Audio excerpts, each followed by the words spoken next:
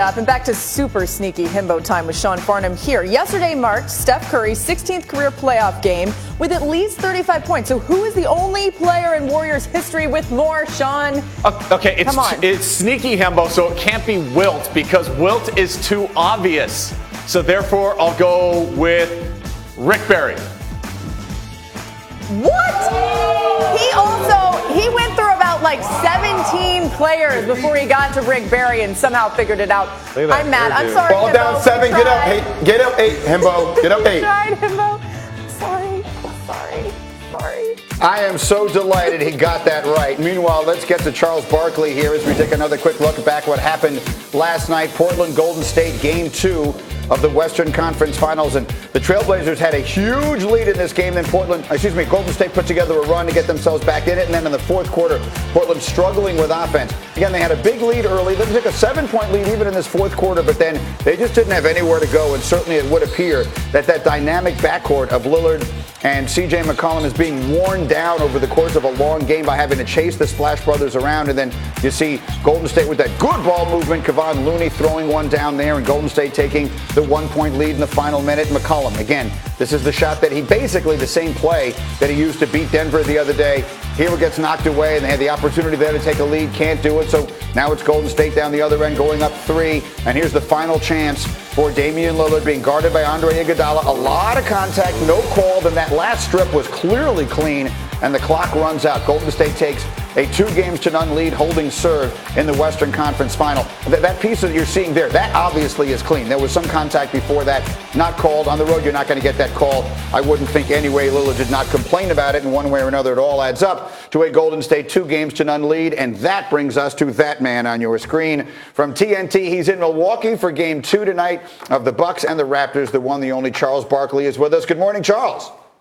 Good morning, guys. Thanks for having me. It's always our pleasure, and I'd like to do this with the entire table because I think it's right now one of the more interesting dynamics that is shaping up. When Kevin Durant first got hurt, you said, and I was 100% with you, that they wouldn't beat Houston. They wouldn't win a series without Kevin Durant. Now, all of a sudden, here they are, and you could almost make an argument they look better without him. I wonder what your perspective on that is. What do you think we're seeing from these Warriors playing without their best player?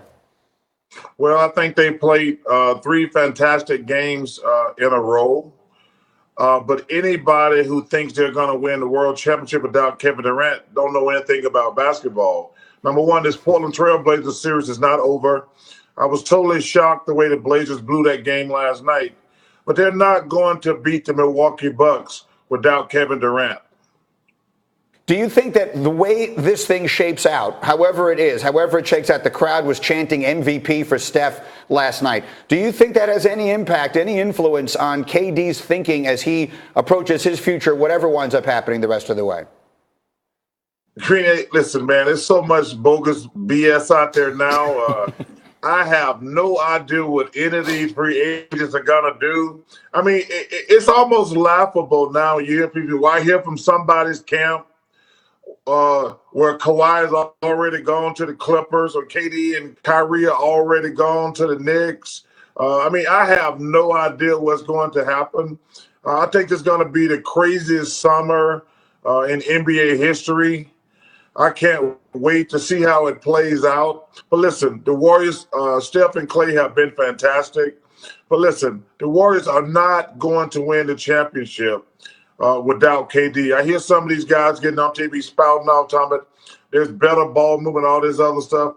Hey, they played 3 really good games in a row. Well, let's don't write the Trailblazers off first and foremost. Well, let me tell you something. I've already told you the Milwaukee Bucks are going to win the World Championship, and I'm sticking by that.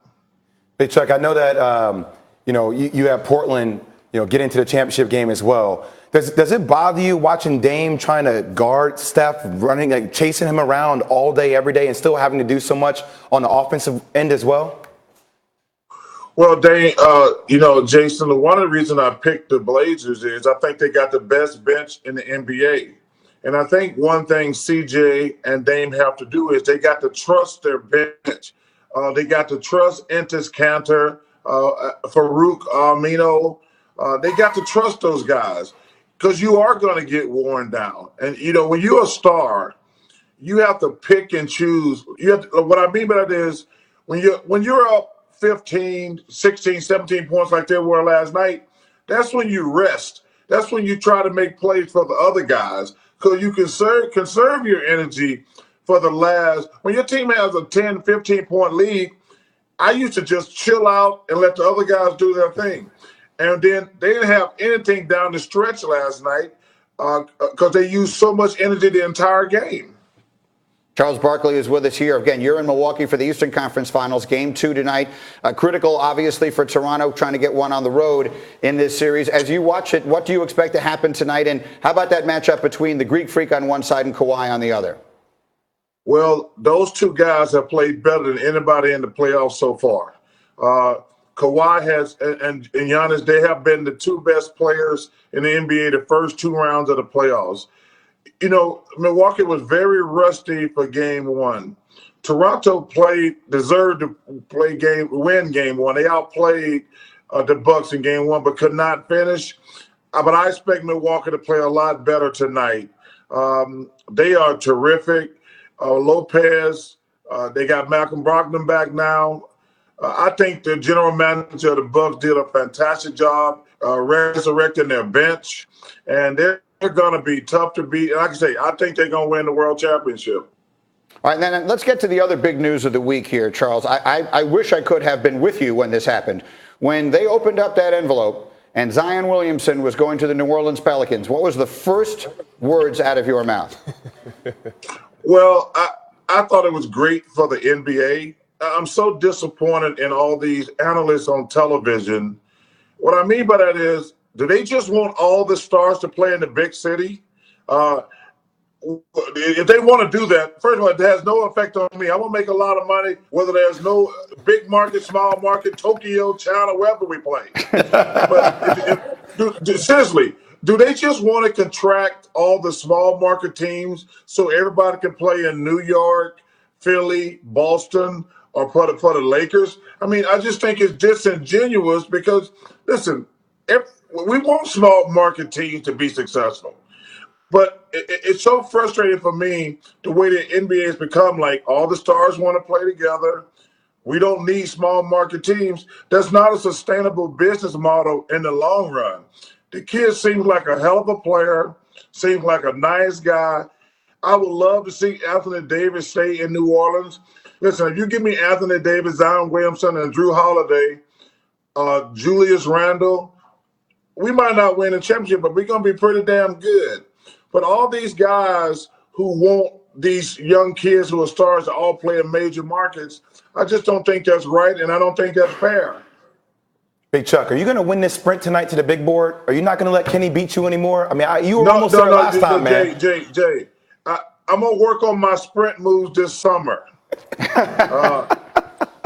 That's all I'm between. You know, I play golf and I fish every day during the summer. But I'm going to take a 2-hour out a day and work on like a 20-yard sprint because I should be able to beat Kenny with his knock knees.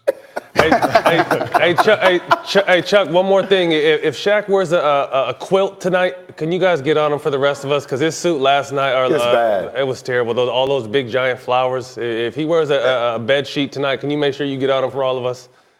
Hey, Matt, that's one of the things I look forward to every week and every night. What the hell is he going to wear? His suit game is must-see TV. Game 2 in the Eastern Conference Finals is tonight on TNT. Charles Barkley and company. Thank you, Chuck. We always appreciate it. Have a wonderful weekend. We'll be watching. And then, of course, tomorrow we've got Game 3 of the West. It goes night and night, and we'll see what happens tomorrow night back in Portland, 9 Eastern on ESPN and on ESPN Deportes. Coverage tips at 8 with NBA Countdown. It's all streaming live on the ESPN app, so you can watch from anywhere.